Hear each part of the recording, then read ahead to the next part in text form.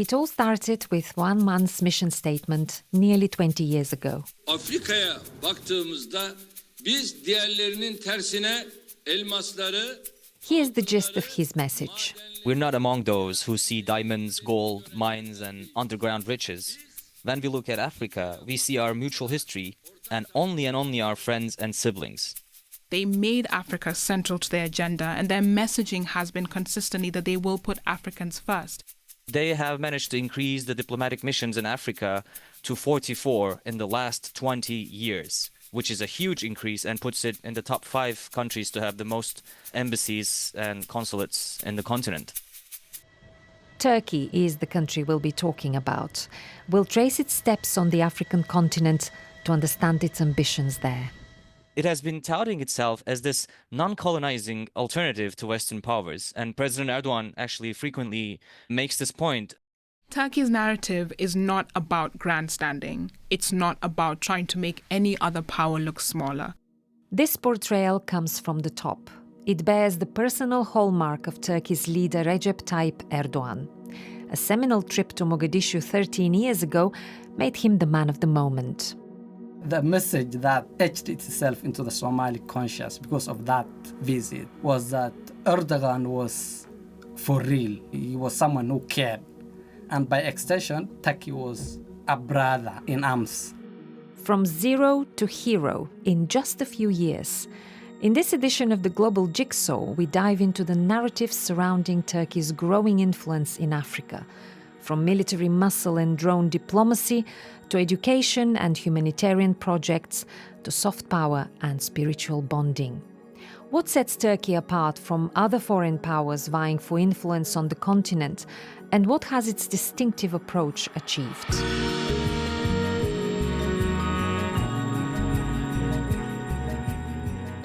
I'm Krassi Twig, and this is the Global Jigsaw from BBC Monitoring, looking at the world through the lens of its media, getting past the narratives, the propaganda and the disinformation.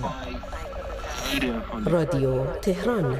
Мы не вторгались на территорию Украины. Western countries are not the international community. That era has finished. 조중 두 당 두 나라 최고 영도자 동지들께서는 Let's go back to a moment in time that started what some might call a beautiful friendship. In 2011, the then Prime Minister of Turkey, Erdogan, arrived in the Somali capital, Mogadishu. The country was experiencing severe hardship. BBC Monitoring's Abdullahi Abdiguji remembers the trip well. There was a terrible famine, children dying. It was terrible. And then it wasn't only the famine, it was also the accompanying diseases. There was a cholera outbreak, and there wasn't much aid coming in because of the security situation. Somali'ye çekmek için bu ülkeye giden Başbakan Erdoğan ilk olarak Kızılay'ın Mogadishu'da kurduğu Hayat Çadır kentini ziyaret etti. So that visit was huge. It was the first time a leader outside Africa came to Somalia, and Mogadishu's security was terrible. Al-Shabaab fighters were just outside the city. Some of their fighters were hidden among the population. Soldiers and clan militias were hard to tell apart. Essentially, the city was chock full of arms. Erdogan could have sent his foreign minister or even a lower level delegation to assess the famine situation. But he came himself with his family. That had an impact. Before we explore what happened next, we need to see how Turkey fits into the bigger picture. Africa has been an important battleground for foreign influence for many decades. Beverly Ochieng from our Nairobi team puts it in context. People talk about the new scramble for Africa. It means non-Western powers that are taking an interest, whether it's politically or with security or economically in African countries, which has given a lot of leaders and organizations new partners to work with and diversified relationships, just how they tend to frame it. And the scramble itself, we will remember, came from just after the World War when European powers largely were contesting or making a conquest of Africa. And that legacy has sort of remained, and it has affected contemporary relationships. But now that you have non-European players like the UAE, Turkey and China coming in, it's giving African countries lots of options when it comes to infrastructure projects or how they can modernize their economies or market access or even who can support them politically when you're coming to organs like the UN and other international agencies. The main non-Western powers that made headway on the continent early in the post-Cold War era were China and Russia. These days, it's a more crowded field. Over the last 10 years, China has made quite a mark visibly and even politically with infrastructure projects. The Belt and Road Initiative is quite visible in probably about 20 or so African countries, and that's allowed a lot of infrastructure when it comes to roads and railway interconnectedness. Then you have Russia, which has been a little bit of a disruptive force politically, but also with security. But it's also taking back from its dominance when it was the former Soviet Union, and it did support a lot of African countries when they were emerging democracies. Then you have the UAE, which has a series of ports all the way, if you're looking from Senegal all the way to Tanzania, and that's been its own sort of quiet influence. Then you have the main powers, the EU and the US. They've made large investments in humanitarian aid, in infrastructure, in supporting governments and democratic projects. Turkey made its first serious overtures on the continent less than 20 years ago. And it seems its approach since has been carefully calibrated with regards to the competition and its own strengths. Time to introduce another specialist, Hilken Boran, who works in our Istanbul bureau. Turkey announced 2005 as the Africa Year and became an observer state to the African Union then, and it was declared a strategic partner in 2008. Turkey lacks the conventional diplomatic firepower of heavyweight countries like the US, China, and Russia. But Ankara, instead, we can say that they rely on humanitarian assistance, economic ties, and other non-interventionist policies. And it has been touting itself as this non-colonizing alternative to Western powers. And President Erdogan actually frequently makes this point, and he criticizes the actions of former colonial powers like the UK and France. And Turkish media frequently compare Turkey's Africa policy with that of China's, for example. And they say that Ankara's main competitor in the region is actually Beijing, rather than the Western capital. However, I should also note here that Turkey and China's influence in Africa cannot be compared in scale, given China's hundreds of billions of dollars worth of investments versus Turkey's more modest economic presence. A non-colonizing alternative, as they call it, is an appealing way of selling Ankara's project. So how big is its reach and what does it entail? It has economic cooperation with 48 African countries, and this is Turkish Trade Ministry data. Ankara officially exports arms and military equipment to at least 14 African states. Foreign Minister Hakan Fidan recently announced that Egypt might buy Turkish drones, which would increase the number by one, and it would be a huge step in strengthening the recently mended ties between the former rivals. And its main partners are Egypt, Algeria, Libya, South Africa, and Nigeria. And the investments are mainly focused on infrastructure projects, civilian projects, and production, energy, real estate. Turkish contractors have secured tens of billions of dollars worth of investments across the continent, actually, from giant stadiums to airports, etc. Let's go back to Mogadishu now, where it all began with that first visit by Erdogan in 2011. You had this leader of great importance coming in and drawing attention to a crisis that was going on. And not just doing that in a way that makes them seem like a hero, but providing assistance, meaningful assistance. So Turkish Airlines started direct flights to Mogadishu sometime in 2012, shortly after the visit. And then after that, there were several agreements on security, on trade, on military. Erdogan visited Somalia several times. That earned Erdogan the affection of the nation. He may have had critics at home, but the Turkish president's popularity in Somalia could have been the envy of local politicians.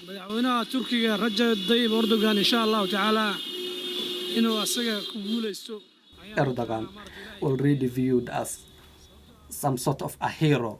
He essentially kind of became a household figure. The key is Erdogan. So anything from Turkey is linked to Erdogan, who is extremely, extremely popular in Somalia.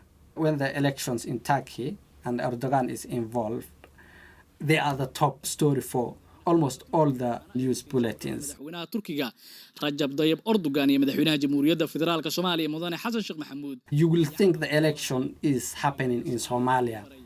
Once now Erdogan wins, there always also there is that celebratory tone that follows. Something like Erdogan wins again. There is that excitement. You will find Turkish flags in Mogadishu's streets. And it's not only in Somalia, celebrations in Mogadishu street. You go to neighborhoods in Nairobi, place like Isli, where it's predominantly inhabited by Somalis. And there are celebrations there. And during the elections, people are glued to their TV. We've spoken many times on this podcast about Russian flags being waved in various African countries. It's a sure measure of public approval. This is the first occasion we hear about Turkish flags being waved, and with such enthusiasm. One of the reasons for Erdogan's popularity was a high-visibility health project, a famous hospital which has become a symbol of this friendship. In 2015, when Erdogan came, the hospital was officially inaugurated, and then shortly after that, it was renamed Erdogan Hospital. It's located close to a mosque, almost 10 centuries old, built by the Ottoman Empire. It's one of the few international standards hospitals operating in Somalia. The Ottoman Empire, which ruled over vast territories for centuries, is the predecessor of modern-day Turkey. References to its legacy will come up again as we unpick this story to understand how Turkey sees its role in Africa. Hilken's observations from his recent visit to Mogadishu contain some clues about the spiritual links underpinning Ankara's message. I was there in July 2022, and I was sent there to cover the Red Crescent's humanitarian aid operations during Eid al-Adha, the sacrificial holiday for Muslims. And we stayed in the Turkish embassy in Mogadishu, which is located just outside the green zone, outside of heavily fortified protected zone of the capital of Somalia. And it is Turkey's biggest diplomatic facility. When you're entering it, it almost looks like a fortress-like complex. Turkey has been helping Somalia in more than one way. A major factor of instability for the country has been the militant group Al-Shabaab, a constant challenge for the authorities for many years. Military cooperation is a big part of this relationship. Turkey also has a really substantial military presence in Somalia. Its biggest overseas military facility, the Turksom Training Center, is located there, and it's just outside Mogadishu. Thousands of troops have been trained in Turksom. Turkish media frequently say an estimated 1/3 of Somali army will be trained by Turkish officers. Turksom plays a vital role in Somalia's fights against the Islamist Al-Shabaab group. This group is designated as a terrorist organization by both countries, and for this reason, it's also frequently targeted by Al-Shabaab. And they've also recently signed a historic defense deal. The military base was opened in 2017. It is described by some as Turkey's largest overseas military base and training camp. Turkey has been training Somali commando forces, naval forces. There are reports that they have been training Somali Air Force. Almost 1,000 pilots have been prepared. There have been reports that Somalia has acquired its first fighter planes. Turkish drones have been spotted at the airport in Mogadishu. And the Somali forces trained by Turkey, they are known as Gorgor. They are playing perhaps the biggest role in the current offensive against Al-Shabaab.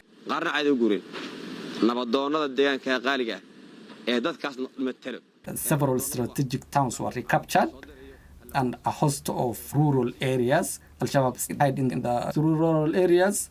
So there was a significant breakthrough because of that operation. You'd be forgiven for thinking that the Gorgor, or the Eagles, is Somalia's only efficient counter-terrorism unit.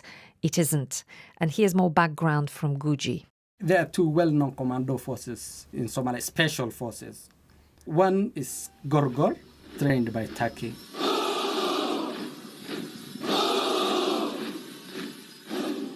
The other is called Danab, is trained by the US. They both carry out special operations against Al-Shabaab. But the Gorgor are more visible. They are more popular. Turkish airplanes bringing those troops back from They are training in Turkey. When they are landing in Mogadishu, there are TV cameras all around. waa cutubyo ka tirsan Commandosta Gorgor ee ciidanka xoogga dalka uu ka deganaya. The battle for lasting influence doesn't just involve weapons.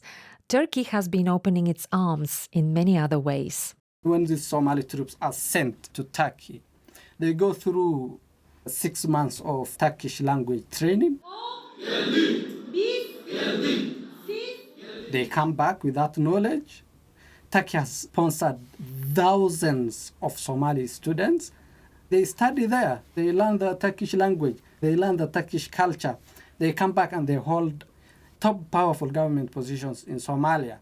That entrenches Turkish influence. Their clothes, if you go to any market in Mogadishu, and Turkish suits are all over the place. Turkish presence is visible throughout Somalia's capital. Turkish companies are even said to have chipped in with the refuse collection. People can see Turkish engineers are building roads in Mogadishu. It helps that in terms of perception that Turkey is for real, is a real brother. Turkish companies are running the airport in Mogadishu. They have refurbished it, but they are running it. They profit. It's obvious. And the Somali people are not naive, but they know this is give and take. Turkey is running the airport. The other company, Al Bayrak, is controlling the Mogadishu port. Turkish-managed ports in strategic locations are popping up around Africa. Mogadishu, Conakry and Takoradi, just to name a few. A deal with Djibouti is also set to be in the pipeline. As for Somalia, it's no stranger to foreign assistance. A quarter of a century ago, to end the country's long and bloody civil war, an internationally backed unity government was set up abroad.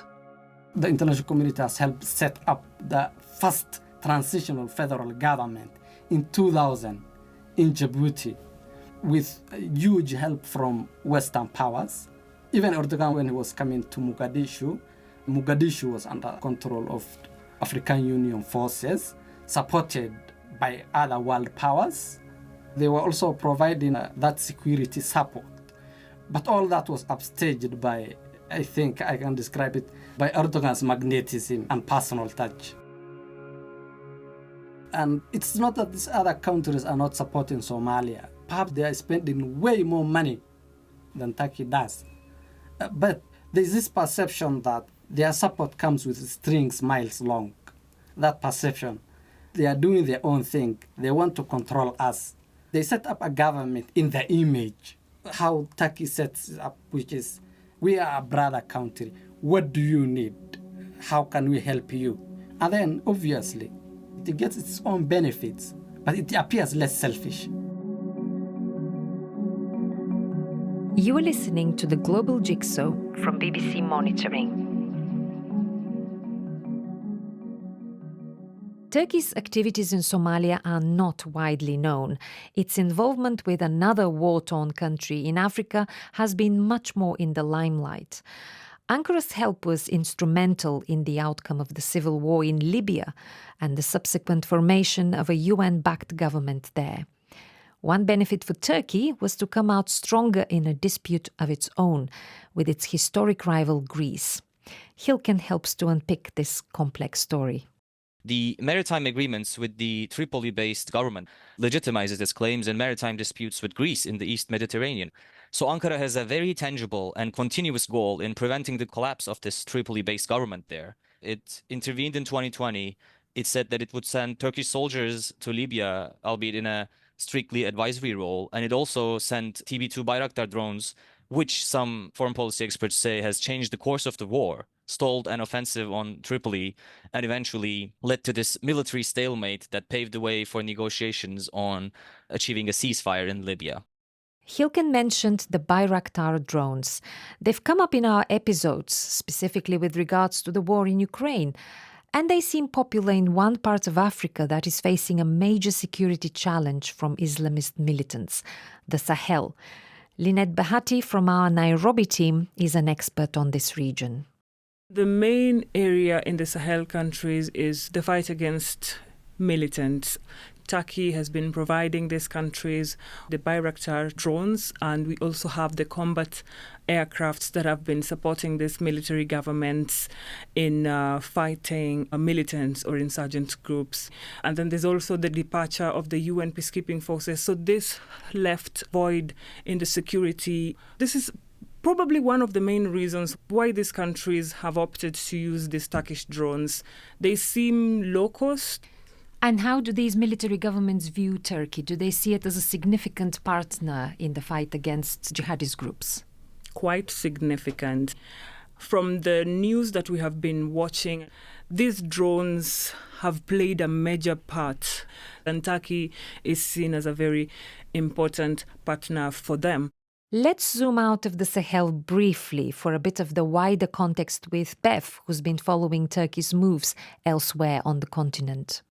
Insecurity is still quite rife, and Turkey is in some ways involved in those conflicts. They've been able to provide a considerable amount of air support to the Sahel. They did that for Ethiopia during its conflict. There's still a conflict in places like Sudan. DRC is pulling down its UN forces, or those places where it thinks it can have a meaningful foray. When we talk about the supply of arms, we cannot ignore what the military clinically calls collateral damage, because it's the civilians who pay a heavy price in these conflicts. Of course, you get reports of civilian killings. So it's very rare to see Malian army coming out to say we have killed civilians. In Niger, yes, we have an instance where civilians were killed. They just said, yes, civilians were killed in this area. So we have seen civil society organizations are the ones which usually come out to condemn this kind of situations. It's something that the military governments don't take lightly. Sometimes you might even end up in jail. The notion that Turkey's military help comes with no strings attached was put to the test after the military coup in Niger in the summer of 2023. The Economic Community of West African States, ECOWAS, was planning to launch military intervention in Niger to reinstate the ousted president, that's Mohamed Bazoum.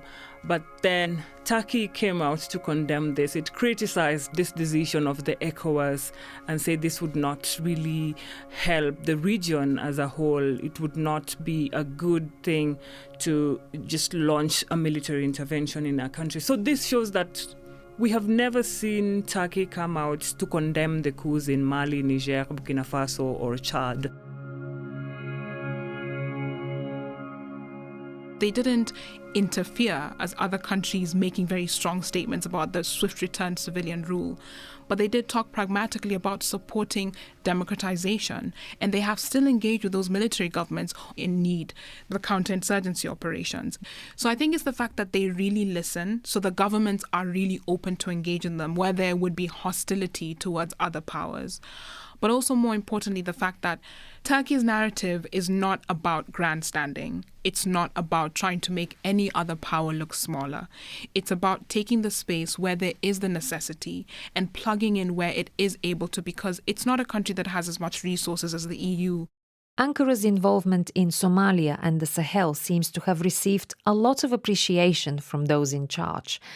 Let's look at this story from the other side and check the temperature in Turkey to see if there's any criticism of the country's military assistance in Africa. There's also another matter. Turkey's defense sales and its military involvement are projected differently by the government, and the reality and the perception of the Turkish public also differ on this. When we're talking about the drone sales or Turkey's limited military intervention in Libya, etc., these are all presented as a source of Turkey's growing power and its international presence. But there are pro-opposition voices who question these relations with certain African countries, particularly countries that have serious human rights violations accusations against them. One case we can talk about is the case in Ethiopia, where Turkey has sold the government TB2 Bayraktar drones. But there are reports that the government has been using these drones against rebel targets, and there are also reports suggesting that they might have hit civilians in the process. There's no confirmation on this, but it is something that critics here in Turkey often note, because they say that one of the main reasons for these countries to export arms from Turkey is due to Ankara not putting any conditions on these sales, especially when it comes to upholding human rights. And to move away from the drones, Among the foreign players now in the area elbowing each other, there's Russia and Turkey in the Sahel region. And they have a very complicated relationship. They've been on the opposing sides of the conflicts in Syria and Libya, for example. Who is having an edge in the Sahel? It's very difficult to say who is really having an edge. Russia gained prominence when there were anti-French sentiments in the Sahel, and this was able to make Russia to be very prominent. Most of the citizens in the Sahel were like, we want Russia to come and support our fight against militants. We saw different rallies where civilians or protesters were coming out to show their support for Russia, brandishing Russian flags. But we have not seen people in the Sahel brandishing Turkish flags. We have not seen rallies where pro-junta protesters expressing their support for Turkey. There's even this one clip that I watched recently in Mali. It's just a social media influencer. He was talking to Malians. La Turquie est en train de nous aider. La Chine est en train de nous aider. And telling them, look, we also have Turkey. Turkey is a main player in Mali. Let's not just talk about Russia. Of course, Russia has been helping, but remember, there's also Turkey. It looks like a silent player in the Sahel, but it's not really silent. It knows what it's doing. All these projects make Turkey appear and look like a very, very important partner in the Sahel. So how does Ankara turn up the volume with relatively modest investments compared to others? Let's look at the soft power that complements the military muscle. I'll begin with education. Turkey has built schools in the Sahel. We have the Marif Foundation in Chad. We have another school in Niger, which is quite big, and it's apparently one of the most expensive schools in Niger. Education forms another significant aspect of Turkey's Africa policy. The Marif Foundation, an educational organization tied to the Turkish government, has taken over hundreds of schools around the world. Established in 2019, the school is operated by the Turkish government's Marif Foundation. Previously affiliated with the US-based Islamic preacher Fethullah Gülen. Gülen's network, a former ally of Erdogan's government, is accused of plotting Turkey's failed 2016 coup attempt, and he denies these accusations. The Marif Foundation has trained over 17,500 students in 25 African countries. We have the construction of hospitals in Niger, for example. There's a maternity hospital in the capital, Niamey. And apart from that, there's also the construction of roads. So the Sahel region is mostly Muslim-dominated, and Turkey is seen as a friend of the Sahel, also because of the religion. Because Turkey has built mosques in Niger, in Mali, also renovated a palace in Niger. All this just shows how Turkey has been working to gain the trust of people in the Sahel, and indeed it has. Turkey specifically also underlines the importance of this solidarity between Muslim-majority countries when it is applicable to do so. This point is especially emphasized by President Erdogan as he seeks to prop his image up as a major Muslim leader. The religious bond, which Turkey is keen to stress, is something that sets it apart from the other significant players.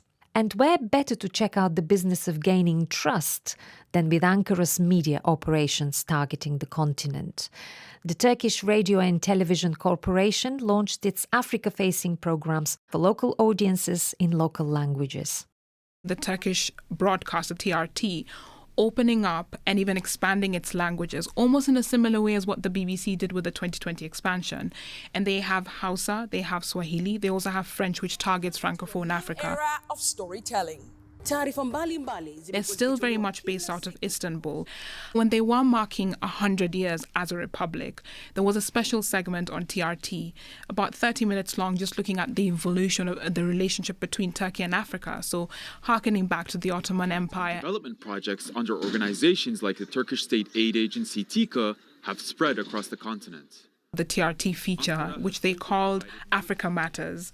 It starts off with the Ottoman entry into North Africa, what they did in Algeria. In 1863, the Ottoman Empire sent religious leaders to set up structures in the Cape Colony, including mosques. And the fact that these Afro-Eurasian links between North African countries and as far down as Eritrea and Turkey itself. And then that retreat just after the European powers started to come in for their conquest.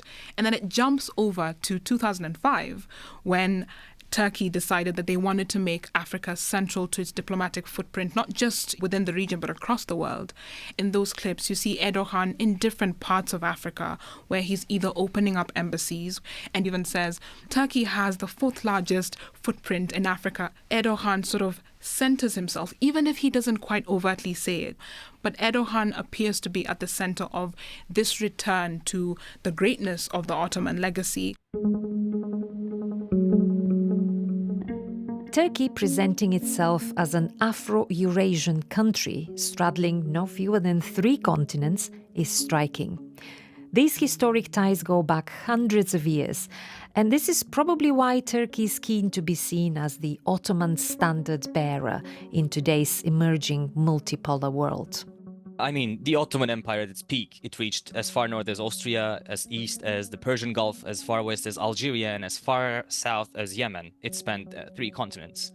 It is also true that President Erdogan paints this rosy picture when talking of the centuries-long Ottoman rule in parts of Africa, and he chooses to describe that period as the Ottomans having, quote-unquote, administered the African territories. And he also links Turkey's recent Africa drive to Turkey and the Ottoman Empire's, quote-unquote, historic ties with Africa. And this goes a long way with his supporters. They hail his words and say that this strengthens Turkey's image. This narrative, romanticizing the Ottoman legacy, isn't embraced by everyone at home.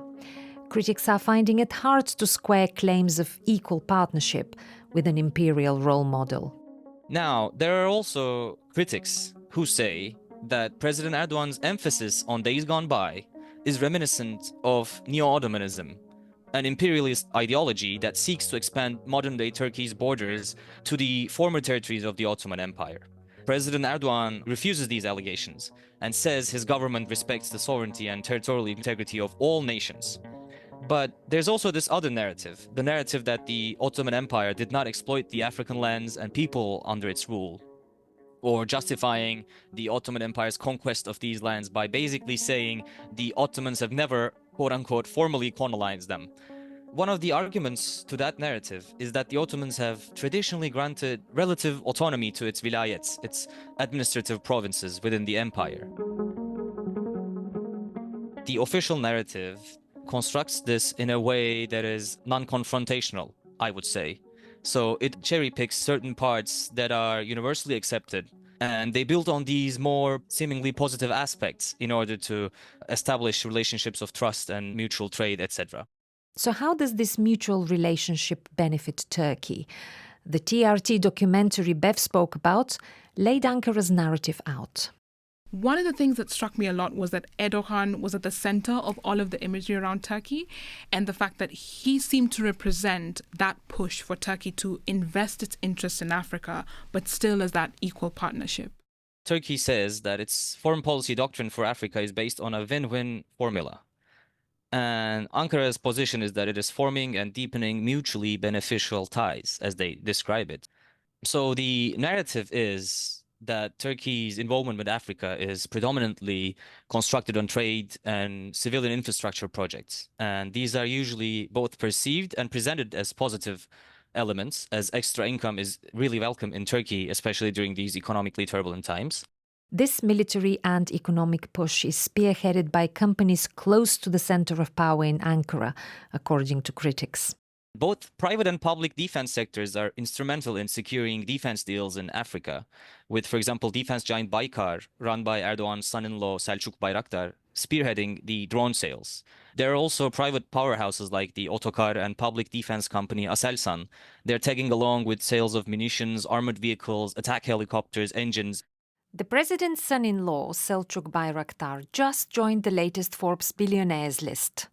Another company, Al Bayrak, which opposition media often links to the ruling AK party, has gained a strong presence in some African ports too.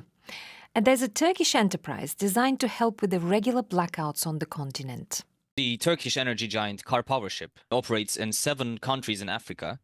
It provides electricity to the countries through power ships, basically floating generators. It made headlines in Turkey for cutting electricity to Guinea-Bissau due to unpaid bills. The company is notoriously tough with this policy, and it doesn't hold back from cutting power off to its customers if payments are not made on time. But in the case of Guinea-Bissau and in other cases as well, the company eventually turned the electricity back on after some sort of preliminary payment. In April, cities in Sierra Leone were plunged into darkness for weeks due to non-payment of electricity bills to providers, one of which is Karpowership. And in addition to generating revenue, there are bigger strategic objectives, which brings us back to Somalia, the starting point of Turkey's march for influence in Africa. Somalia has the longest coastline in Africa.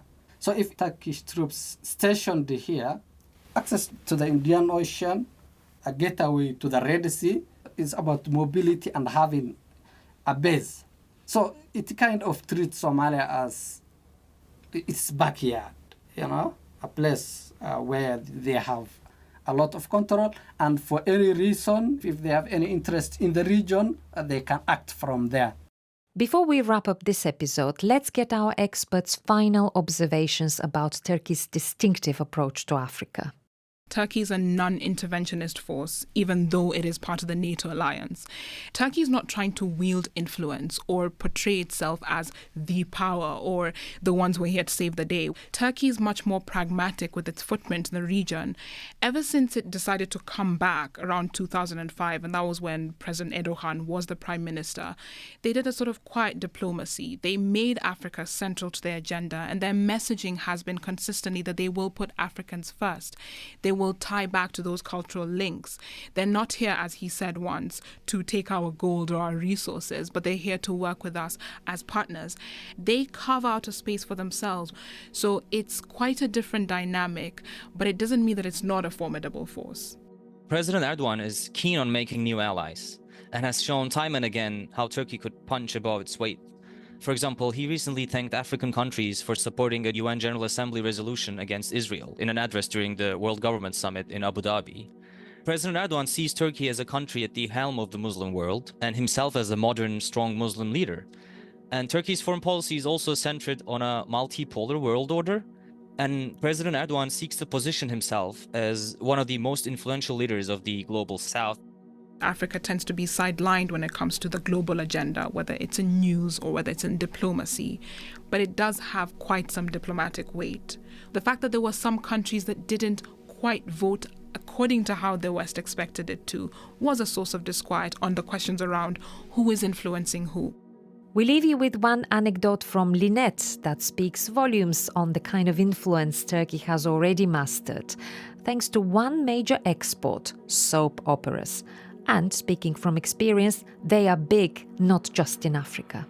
I will take you back to Congo Brazzaville. This is where I used to live. I used to go to hair salons, and every time I went to these salons, I used to watch Turkish soaps, and you had to be very quiet. Don't make noise when they're making your hair and you're watching these soaps, because they're all attentive. It makes people get closer. It brings Turkey close to the Sahel. It brings Turkey close to Africa. You see Turkey, you see Istanbul or Ankara in your home.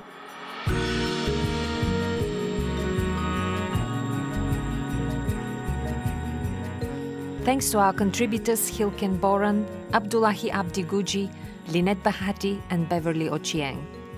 The Global Jigsaw team is producer Krista Shaturi, technical producer Elchin Suleimanov, and me, Krasi Twig. The man with the sound magic touch is Nigel Dix, and our editor is Judy King. Thank you for giving us your time. And if you'd like to receive our newsletter, please drop us a line at the Global Jigsaw, all one word, at bbc.co.uk.